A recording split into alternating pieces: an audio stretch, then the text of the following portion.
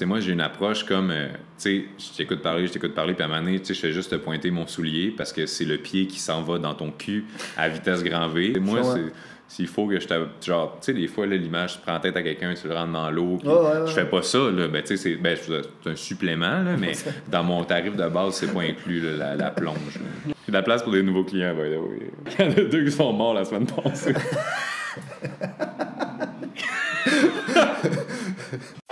Hey, what's up, guys? Vous écoutez Growing the Pack. Je suis votre animateur Julien Bournival, puis si vous êtes ici, c'est parce que vous avez compris une chose. Un autre niveau est possible. Un autre niveau de vie spirituelle, relationnelle, émotionnelle, financier. Un autre niveau est possible et c'est votre devoir d'essayer d'y accéder. Maintenant, vous pouvez continuer à blâmer votre boss, la lune, les étoiles si vous voulez, mais il n'y a rien qui va changer tant que vous déciderez pas de changer. Let's fucking get it! Hey, what's up, guys? Bienvenue à un nouvel épisode de Growing the Pack. Aujourd'hui, un épisode Against the Odds avec un gars que j'ai rencontré à travers le confinement. On a commencé à se jaser un petit peu, puis on s'est aperçu qu'on avait plusieurs points en commun, notamment par rapport à notre philosophie sur tout ce qui se passe en ce moment, parce qu'on partage pas mal la même opinion. Puis au-delà de ça, par rapport à plusieurs concepts comme la responsabilité morale, le fait pourquoi on veut partager autant, puis on a pas mal connecté, puis je suis vraiment content en fait de te rencontrer pour la première fois en personne. Fait qu'on a Manu Lemire avec moi aujourd'hui. Pour ceux qui le connaissent pas, Manu, c'est un conférencier international, c'est aussi un auteur de best-seller et c'est aussi nouvellement un playboy milliardaire. Oui, mais ça, des fois, j'en parle pas. C'est vraiment quand je me sens à l'aise. Ouais, quand tu t'en l'aise, fait que t'étais vraiment à l'aise avec nous tantôt. Ouais, 100%. On a eu 5 belles minutes de connexion, puis je me suis dit, allez, je dis tout. Aucun secret. Fait que pour ceux qui ne connaissent pas Manu, vous allez voir, dans le fond, non seulement il est vraiment fucking brillant à travers les concepts qu'il dit, mais il est vraiment fucking drôle aussi. Fait que... What's up, Manu, man? Hey, yo, man!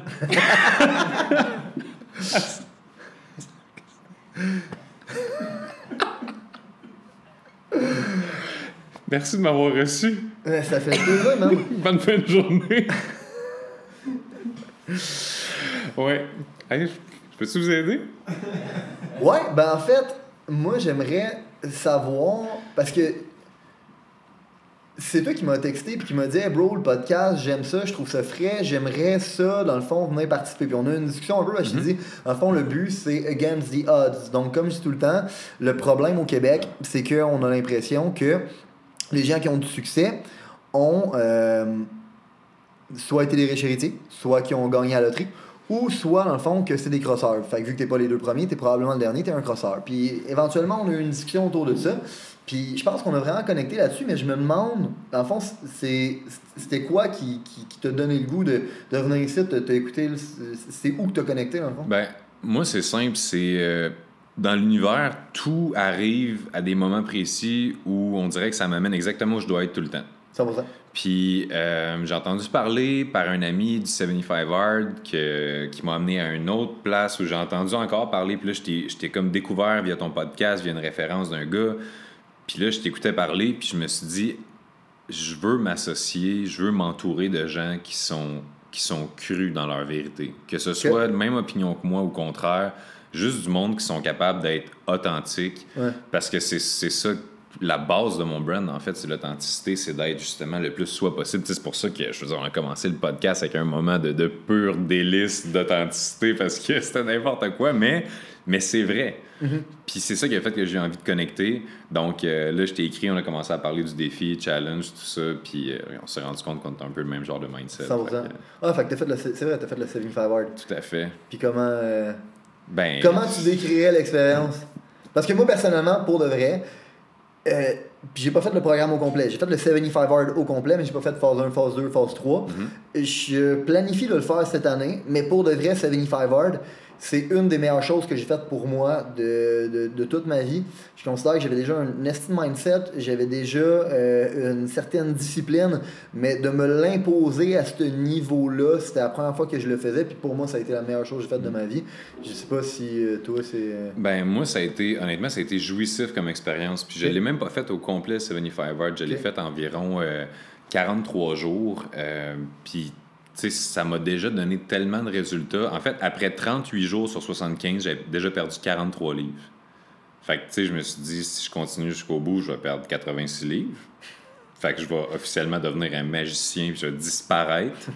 Puis, pour de vrai, on dirait que j'avais déjà tellement changé de choses dans mon mindset, dans ma vie, puis tout ça. Puis là, j'ai eu une discussion avec mon coach. On a parlé justement d'équilibre puis tout ça, parce que le 75 Hard, on s'entend, c'est intense en tabarouette. Il y a zéro équilibre dedans. Hein.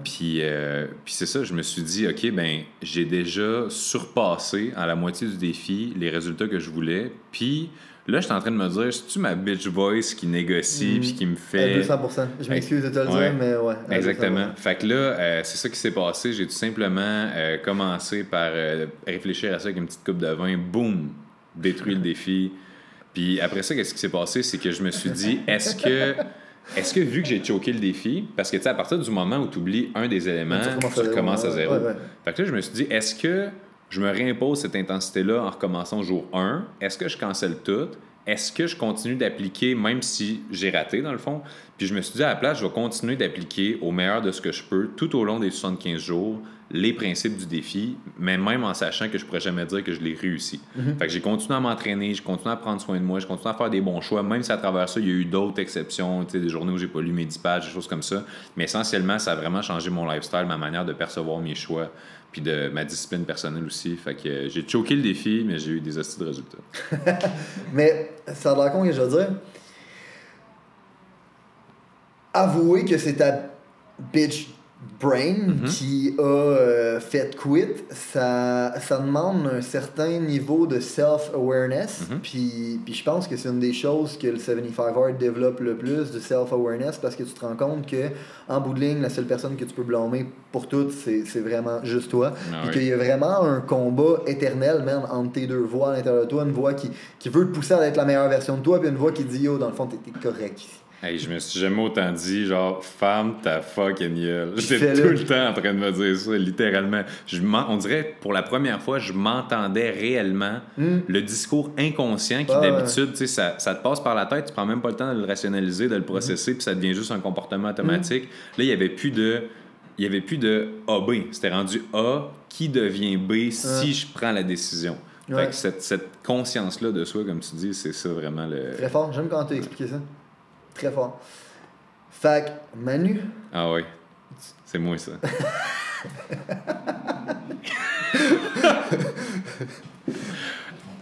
Tu viens d'où? Tu t'as fait quoi? Qu'est-ce qui t'a mené... Ben en fait, non. Avant, tu fais quoi en ce moment? Avant que je te raconte l'histoire d'où je viens, à New Delhi,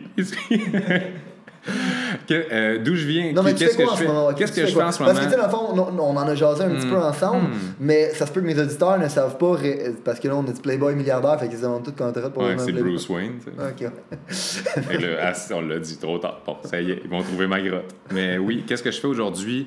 Ben là, j'ai une business de coaching avec un partenaire qui s'appelle Marc Dumaine. J'ai ma business personnelle de coaching aussi, qui se situe beaucoup à travers... deux business de coaching? Oui, exactement. C'est une raison pour laquelle t'en as un avec un partner puis une ça? Ouais, c'est pour le défi, pour le challenge de faire de quoi avec quelqu'un, de voir un gars que je considère comme mon égal au niveau du coaching, des résultats qu'il est capable d'apporter aux clients, puis on a des énergies qui sont tellement complémentaires, puis il n'y a aucune lutte d'ego entre nous deux pour être la star, quelque chose de même. Fait que je trouvais ça vraiment cool de pouvoir travailler à deux, monter un projet à deux, puis aider, avoir un impact à deux. C'est vraiment stimulant, puis c'est un gars que j'adore dans la vie de tous les jours aussi. Puis je serais pas capable de faire de la business avec quelqu'un que j'aime pas d'ailleurs. Fait que ça, c'est quand même récent. Mais... La façon dont tu m'en parles, vous êtes complémentaires, fait que c'est sûr que ça donne un plus value, puis c'est sûr que vous êtes capable d'aller ratisser plus large, puis c'est sûr que... Ouais, exactement. C'est vraiment un bel équilibre. Lui, il donne des résultats à ses clients, moi, j'en donne pas. Fait que on va vraiment chercher un bel équilibre à travers ça. Puis non, pour de vrai, c'est surtout dans l'approche. Moi, j'ai une approche comme, je t'écoute parler, puis à un moment donné, je fais juste te pointer mon soulier parce que c'est le pied qui s'en va dans ton cul à vitesse grand V. Puis, lui, il va avoir une approche qui est très raw, mais qui est très aussi englobante, un peu douce, honnête, mais plus douce. C'est plus une énergie caring. Moi, s'il faut que je genre, tu sais, des fois, là, l'image, tu prends en tête à quelqu'un, tu le rentres dans l'eau, puis je fais pas ça, là. Ben, c'est un supplément, là, mais dans mon tarif de base, c'est pas inclus, là, la plonge. Mais... Pourquoi on rit? Je comprends pas. Mais... J'ai de la place pour des nouveaux clients, by the way. Il y en a 2 qui sont morts la semaine passée. Wow. Puis, dans le fond, c'est quoi qui t'a mené au coaching? Ben, c'est simple. C'est le développement, parce que moi, je suis né victime, j'ai grandi victime, et j'ai même étudié la victimette à l'Institut des victimes de Paris. Non, pour de vrai, j'étais comme... T'as même pas idée... J'avais tellement pas de pouvoir personnel que genre je m'achetais même pas de la bouffe en canne parce que comme j'ai pas le pouvoir de l'ouvrir, c'est trop compliqué. J'étais impuissant, littéralement. En tout cas. Puis là, à partir de l'âge de 17 ans, j'ai lu un livre qui s'appelle Le Guerrier Pacifique. Okay. Ce livre-là, c'était la plus grosse claque d'en face ever de ta vie, c'est tes choix. Ouais, 100%. Mais on dirait que là, pour la première fois, j'étais comme, OK, fait que je suis pas juste pauvre pour toujours. Je suis pas juste triste pour toujours. Je me fais pas juste niaiser par les filles pour toujours. J'ai pas juste de la misère à garder mes amitiés pour toujours. J'ai la possibilité de décider qu'à partir de maintenant, tout ce que j'ai été et tout ce que je suis n'a pas à être une destination finale. Puis à partir de là, j'ai commencé un processus pour moi-même dans lequel j'ai été écouter toutes les conférences possibles et imaginables. YouTube m'ont écrit en privé de me dire « décroche des vidéos d'inspiration, là, genre va prendre l'air ». J'étais tellement obsédé par le mieux-être, le développement du cerveau humain, la psychologie, qu'est-ce qui fait en sorte qu'un comportement est conditionné. Puis je me suis mis à me sentir tellement mieux, tellement plus en contrôle, tellement plus, c'était rendu que je pouvais recevoir n'importe quelle épreuve de la vie puis faire comme « you know what, it's okay ». Parce que j'avais des outils pour savoir comment processer les stimuli, les informations, tout ça. Fait qu'à partir du moment où je me suis même senti tellement bien, c'est les autres autour de moi, mes amis proches, tout ça, qui ont comme constaté ma transformation psychologique, sont venus vers moi en quête de conseils. Ça fait genre vraiment médiéval, mais pour de vrai, les gens venaient vers moi quand ça allait pas bien. Puis tout le monde s'est mis à se confier, puis éventuellement, les gens avaient comme Ils venaient vers toi parce que... il avait vu l'évolution, dans le fond, de Manu, de où il est parti, puis où est-ce qu'il était devenu. Il y a les deux. Il y en a qui ont vu mon évolution, ceux qui me connaissaient depuis plus longtemps, mais ceux qui me connaissaient depuis plus récemment, j'étais juste reconnu comme étant le gars que tout il glisse sur le dos comme de l'eau sur le dos d'un canard. Fait que, tu sais, le monde, s'il voulait avoir une attitude de canard, il venait me voir. Puis, D'où la plongée de la tête. D'où la plongée de la tête, qui est mes instincts naturels qui ressortent, effectivement. C'est juste que j'ai pas besoin d'avoir le cul dans les airs pendant que je le fais avec les deux pattes qui bougent. C'est ça la différence. Mais je suis ouvert. Je suis ouvert à l'essayer. Donc, qu'est-ce qui s'est passé, en fait, après la plonge? Non, mais c'est que, justement, tu sais, cette énergie-là, tu sais, ça irradie. Tu sais, quelqu'un, là, tu peux le sentir. Quelqu'un rentre dans une pièce puis il est en tabarnak juste d'exister. Ouais. On le sent. Ou quelqu'un qui rentre dans une pièce puis qui chaîne puis qui est bien puis qui est libre, qui est confiant, qui est heureux. Ça se sent aussi. Puis, tu sais, je donne ça en exemple parce que c'est un exemple qui est vraiment typique, mais l'hiver passé, pas passé, mais l'autre d'avant, j'ai fait 6 flats avec mon char en l'espace d'1 mois. OK. Puis ça, statistiquement, ça arrive à pas beaucoup de personnes. Fait que là, à chaque semaine, j'étais là avec une petite vidéo Facebook. « Hey gang, what's up? » Alors, cette semaine, là, j'ai mon flat du jeudi, comme vous le savez. Tu sais, c'était rendu quasiment une capsule thème. Puis, tu sais, j'abordais ça avec tellement comme d'humour, d'autodérision, de c'est pas grave. Tu sais, j'étais comme, moi, j'ai le goût de me partir à un club d'amis avec des dépanneurs, tu sais, les gens les remorqueurs, en fait. Fait que, tu sais, je niaisais. Puis là, genre, je faisais des entrevues avec mes remorqueurs. Je disais, alors vous, est-ce que vous pensez qu'on se rencontre par hasard? Tu sais, toujours tourner ça à positif. Puis... un cave. Puis là... Quand je dis c'est par amour en passant... Oui, non, je sais, 100%, mais je suis cave de formation. Là, ça m'a pris beaucoup de temps de devenir à ce niveau-là. C'est à l'Institut des victimisations de Paris. Après Paris, je suis allé à Bruxelles étudier la caverie. Puis, mais c'est ça, tu sais, j'ai juste comme...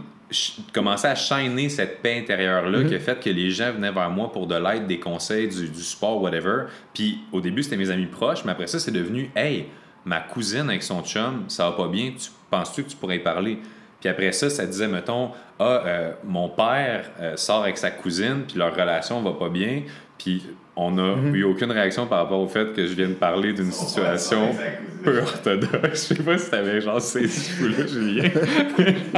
Mais bref, fait que là, je les aidais comme à... J'étais plus pris dans la syntaxe de l'histoire que dans le fond, le détail. Puis c'est comme ça que je suis né. Fait que... non, fait que... fait qu'on salue les jeunes du Saguenay. Mais non, c'est... une blague. C'est ça. Fait que ouais, puis ça a fait des petits, ça a fait de boule de neige, puis regarde, tout ça pour dire que je dis ce que je dis, puis je suis ici. J'ai complètement perdu le fil de l'histoire. Ben, c'est bon parce qu'on n'a jamais eu, fait qu'on n'a pas perdu grand-chose. Moi, ce que je me posais comme question dans ma tête pendant que tu m'expliquais l'Institut de Cavrier à Bruxelles, etc., c'était, là, je comprends comment tu as eu l'envie de devenir coach. Dans le fond, tu t'es coaché toi-même, tu as eu des résultats. Il y a du monde qui ont vu le gap entre les deux, sont venus te voir, tu as commencé à être reconnu comme étant cette personne-là, puis tranquillement, tu as commencé à aider les autres. Moi, ce que je me demande, c'est comment, dans le fond, on est passé de Manu, j'aide mes amis puis mes contacts, à Manu Lemire, dans le fond, je coach du monde sur un stage. J'écris des livres. C'est quoi, dans le fond, le process qu'il a fait de A à B? OK. Ben, la première des choses, c'est l'expérience qui a entré en cours de route. Parce que, tu sais, c'était pas juste mes amis aussi. J'ai coaché au basket, comme je te disais tantôt, toute ma vie. Puis, à travers le processus manteau l'hiver ou petite jaquette l'été, mais à travers les processus que je permettais à mes jeunes de traverser, tu sais, la gestion de la défaite, la persévérance, la discipline, tout ça, ben je me suis rendu compte que, tu sais, exemple, on me donnait une équipe qui avait fini 8e sur 8 l'année passée, puis là, je les reprenais, puis on finissait premier de la saison l'année d'après. Mais, tu sais, les gars étaient pas nécessairement devenus tellement meilleurs au basket qu'avant. C'est le mindset qui a changé. Exactement le mindset. Fait que là, j'étais comme, oh shit, tu sais, c'est pas juste comme de la motivation, c'est vraiment de restructurer la perception d'eux-mêmes de certains individus. Puis là, plus je me suis mis à le faire en personne avec des gens, plus je me suis dit, c'est plate parce que certaines personnes, j'ai des talks avec eux, puis il y a tellement une autre personne à qui j'ai parlé, mettons hier, que j'aurais aimé ça qu'elle entende qu'est-ce que je viens de dire. Fait que je me suis rendu compte que mon impact n'était pas optimal en faisant du 1 à 1. Fait que c'est là que j'ai commencé à écrire. Tu sais, moi, je te dis, concours de circonstances, tout m'amène exactement où est-ce que je dois être. Puis quand j'étais au cégep, dans le journal étudiant qui s'appelait La Gifle, il y avait un concours parce qu'il y avait comme un chroniqueur qui avait quitté ou whatever, puis ça disait cette semaine, on a besoin d'un article. Fait que c'était ouvert à tout le monde dans le cégep. Soumettez votre article sur le sujet de votre choix, puis l'équipe de rédaction, on va en choisir un, on va le publier. Fait que là... T'étais au cégep à l'époque? Au cégep à l'époque. OK. Fait que là, je me suis dit... Fait que t'avais quel âge, dans le fond, quand t'as commencé à coacher le monde autour de toi? J'avais 17 ans. OK, nice. Puis là, au cégep, on parle d'environ peut-être 19 ans. Fait que ça faisait déjà 2 ans que je faisais 2 ans ça. Que t'as aidé le monde autour de toi. Puis là, j'ai écrit un article qui s'appelle « Le bonheur est là ». Fait que c'est un petit article bien simple de comme 600 mots dans lequel j'explique en quoi, tu sais, peu importe qu'est-ce qui se passe, pendant que toi t'es triste, le bonheur il est là pareil. Il attend juste que tu te défâches pour te dire hey, j'étais là pendant tout ce temps-là. Fait que jusqu'à quand? C'est un principe que j'utilise beaucoup en coaching, le fameux jusqu'à quand. Quelqu'un me dit, mettons, je suis tellement triste, mon mari m'a fait ci, je comprends pas dans le business, c'est tough. Je dis, OK, parfait, mais ton state de marde, jusqu'à quand? On va choisir ensemble. Tu veux-tu le garder 2 semaines? T'aimes-tu mieux 3 mois? T'aimes-tu mieux 4 ans? Ou jamais t'en remettre? Mais tu choisis, on va mettre une date. Parce que ça n'a pas de crise d'essence vivre là-dedans pour toujours. Fait que là, ce concept-là, je l'ai abordé dans l'article, puis là, je l'ai soumis, mais je l'ai soumis anonymement. Parce que j'étais même pas game. Tu sais, là, c'était au début plus avec mes proches, mais là, j'étais pas game de dire tout le cégep va peut-être lire ma philosophie. Puis, tu sais, on s'entend à l'âge que j'avais, 19 ans, tu te prends pour qui? Ça, c'est la phrase qui m'a le plus coupé les jambes toute ma vie. Tu te prends pour qui que ta philo? Tu te prends pour qui que tes conseils? Tu sais, t'es qui, toi, dans la vie pour oser nous dire qu'est-ce qu'on devrait faire pour être heureux? Fait que là, j'envoie anonymement. Mais j'envoie anonymement par courriel. Fait que je suis un cave. Donc, ils font juste me répondre « Wow, ton article est vraiment bon, on va le publier. » Fait que je fais « OK, bon, parfait. » Publie mon article. Une semaine plus tard, l'équipe de La Gifle me réécrit puis me disent « Manu, on n'a jamais reçu autant de feedback positif sur un article dans l'histoire du journal étudiant. Est-ce que tu serais intéressé à écrire pour nous chaque semaine? On créerait une section dans le journal qui s'appellerait la section Réflexion. Genre, tu te sens-tu down pour ça? Fait que là, moi, je fais comme... OK, je vais le faire. Je me sens prêt. Fait que j'ai commencé chaque semaine à écrire un article dans le journal étudiant, puis je me promenais à la cave, puis je voyais du monde en train de lire mon article. Là, c'est... Anonyme encore? Non, là, c'était plus anonyme. Là, j'ai osé. Ouais, ben, tu sais, moi, j'ai reçu toute la rétroaction positive, puis il disait qu'il y a plein de monde qui leur ont écrit. Fait que j'étais comme, OK, ben, crime, tu sais, ça fait vraiment du bien. Fait que là, j'ai assumé. Puis là, c'est ça, je voyais des gens lire. Puis, tu sais, même dans mes cours de philo au cégep, le prof prenait mon article philosophique de la semaine, puis il ouvrait le cours avec ça, puis on avait une discussion en classe par rapport à ça. Fait que, tu sais, j'ai vraiment commencé à faire, OK, il y a quelque chose dans la manière que je perçois la vie qui a du sens. Sinon, tu sais, il n'y aurait pas ce buzz-là un peu. Exact. Puis quand j'ai terminé le cégep, ben là, j'avais plus mon média pour communiquer. Fait que qu'est-ce que j'ai fait? C'est que je me suis parti une page Facebook qui s'appelait Manu Lemire écrivain. Puis tout ce que j'ai fait, c'est que j'ai pris mes articles du journal étudiant, puis je les ai juste mis en ligne. Puis tu sais, ça a commencé par un 4 likes, un 5 likes. Puis là, j'étais comme, tu sais, maman, arrête de liker mes articles. Parce que quand il n'y a pas beaucoup de likes, on voit le nom de qui like, tu sais. Fait que comme ça paraît, tu sais. Fait que là, éventuellement, ben, j'écrivais des nouveaux articles, mais pour moi-même, pour cette page-là. Puis j'ai travaillé, je te dirais, la page, je l'ai partie en 2008. Puis de 2008 à 2014, j'étais allé me chercher un 2000 fans. OK. Mais tu sais, on parle de 6 ans pour aller chercher un 2000 fans. Ouais. Fait que le monde qui sont comme « Ah, c'est long, ouais, je comprends pas, femme, ta fucking gueule, man! » Fait que tout ce que j'ai fait... Day in, day out. T'écrivais combien d'articles à peu près? J'écrivais un article peut-être, un article par semaine. OK. Ouais. Fait que t'étais constant. J'étais super constant dans mes articles. Puis, des fois, quand c'était pas un article complet, que je prenais le temps vraiment de corriger avec une image qui fit, puis tout, c'était juste un petit statut inspirant, ou une question ouverte, genre c'est quoi la chose en ce moment qui vous fait sentir que vous n'avez pas le pouvoir sur votre vie, puis qu'est-ce que vous allez faire pour le changer. Fait que je faisais juste ouvrir des discussions, puis à travers ça, je continuais de me former, je continuais de lire des livres, mes propres expériences de vie. Je me suis lancé en affaires dans un MLM qui m'a appris beaucoup sur justement la responsabilité qu'on a, des choses de même par rapport à nos résultats. Fait que qu'est-ce qui a vraiment fait passer, pour répondre à ta question, pour ça je fais une petite intro de 20 minutes, fait que pour répondre à ta question, qu'est-ce qui a fait que ça l'a explosé, c'est le jour où est-ce que je me suis mis devant la caméra pour la première fois. 29 janvier 2015, je travaillais dans un gym à l'époque comme entraîneur. Je me fais poser une question par un jeune qui a peut-être 16 ans au gym, puis il me dit « Manu, genre j'aime telle fille, je sais pas si elle m'aime. On dirait que je pense que je suis pas sûr que non, mais j'aimerais ça comme savoir comment faire pour qu'elle m'aime plus. Puis là, je me suis dit, il y a tellement de monde au cours d'une vie qui vont se poser cette question-là. Comment faire pour la personne que j'aime, même en retour, que je me suis dit, donne-moi la fin de semaine pour y penser, je te reviens lundi avec une réponse.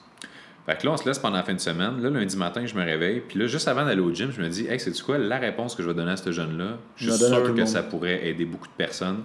Fait que je me lève, je te jure, là, on regarderait ma vidéo, j'ai les cheveux sur la tête, on dirait une fusion entre un chat et un raton laveur, mais qui ont décédé dans un micro-ondes. Je suis poqué raide, j'ai 2 yeux à moitié fermés, puis je suis là avec mon coton ouaté de basket, je suis comme « Hey, salut tout le monde! » Tu sais, je dis tout le monde, mais j'ai aucune idée à qui je parle. Ça me fait rire, le monde, on a 3 abonnés. Salut tout le monde! T'sais, non, salut Pascal, René puis Gilles, on va se le dire. En tout cas, fait que là, moi je dis... à mes comme 2000 abonnés, hey, salut tout le monde, aujourd'hui, je sais pas pourquoi j'ai envie de faire une petite vidéo là, pour sortir un peu de la norme. Je me suis fait poser une question par un gars sur l'amour, blabla. Puis là, je me suis dit, hey, avant de vous demander comment faire pour trouver le prince charmant, vous êtes-vous déjà demandé, êtes-vous une princesse charmante?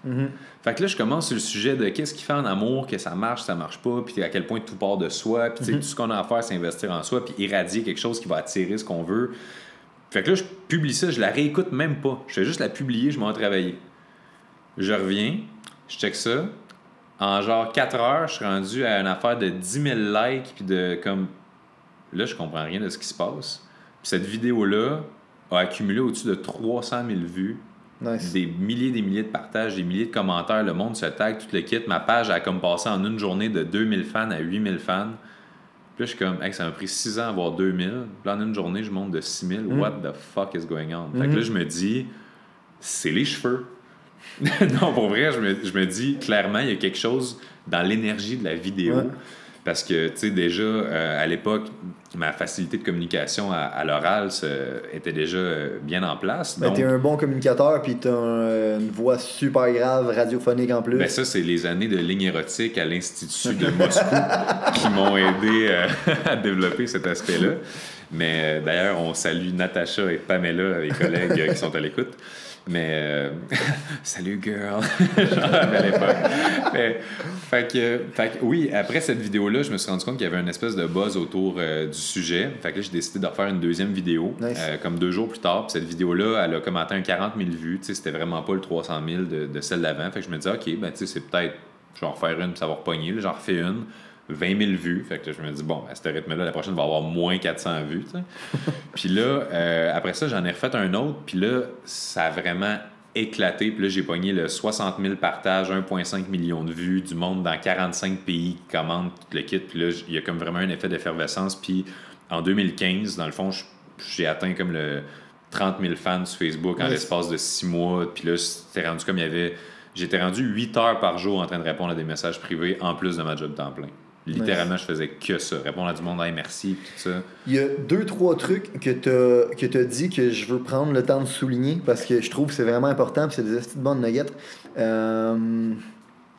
Première chose que je trouve qui est vraiment brillante que tu as parlé, c'est le fait que tu as commencé à coacher le monde parce que tu as réalisé qu'en bout de ligne, tout le monde est maître de son propre destin, puis ça suffit de changer la façon dont on perçoit les choses. Ouais. Nous, il y a un principe dans le business, on dit notre séquence pour être capable d'aider quelqu'un, c'est mindset, méthode, money. Fait qu'on va te montrer le bon mindset, après ça, on va te monter la méthode, puis après ça, tu vas être capable de générer une carrière avec nous autres. Mais tout part du mindset. On appelle même ça « we're gonna form you, then we're gonna inform you ». Fait qu'en premièrement, on va former ton mindset, comment tu devrais percevoir les choses. Puis ensuite de ça, là, on va te donner les techniques, les tactiques et toutes les méthodes. Puis la réalité derrière ça, c'est que la qualité de ta vie est déterminée par la qualité de ta communication. Hein? Comment tu communiques avec les autres, puis comment tu te communiques avec toi-même. Fait que comment tu communiques avec les autres, c'est comment tu les amènes à prendre une décision. Puis si tu n'es pas capable de faire ça dans la vie, tu n'auras jamais ce que tu veux. Tu n'auras pas la blonde que tu veux, tu n'auras pas la business que tu veux, les partners que tu veux, la job que tu veux, tu n'auras rien de ce que tu veux si tu n'es pas capable de faire ça. Puis, ben, ta communication interne. Comment tu te parles à toi-même. Puis moi, je considère qu'il y a 3 skills primaire, que peu importe ce que tu fais dans la vie, si tu veux performer au plus haut niveau, tu dois être capable de les développer. Puis c'est ton mindset, la vente, être capable d'influencer quelqu'un d'autre, et le leadership, être capable, dans le fond, d'influencer un groupe. Mais en bout de ligne, si tu pognes de où ça vient, tout ça, c'est de l'influence. Tu sais, le mindset, c'est quoi? C'est comment tu t'influences toi-même, bro. Tu sais, la vente, c'est quoi? C'est comment tu influences un humain. Le leadership, c'est comment tu influences un groupe. Parce que tu as dit mindset, leadership, vente, puis ma compagnie s'appelle développement MLV. Tu sais, mindset, leadership, vente. Ah ouais? Mais genre, c'est comme. Ben, parce que c'est juste un drôle d'hasard. Non, mais c'est débile, mais c'est carrément ça, c'est parce que. Si vous avez considéré que l'information, les principes, les valeurs qui ont été partagées aujourd'hui ont une certaine utilité dans la vie, vous allez non seulement vouloir appliquer les concepts, mais vous allez surtout vouloir les partager. Et partager à un ami, partager à une connaissance, partager à quelqu'un qui en a besoin. Growing the Pack, c'est avant tout un mouvement qui grandit à travers les gens qui fait grandir. C'est un mouvement qui permet de créer les leaders de demain. C'est seulement grâce aux gens comme vous qui comprennent que le développement du leadership est notre plus gros enjeu qu'on va réellement faire avancer les choses. Je vous remercie pour votre temps. Let's grow the fucking pack!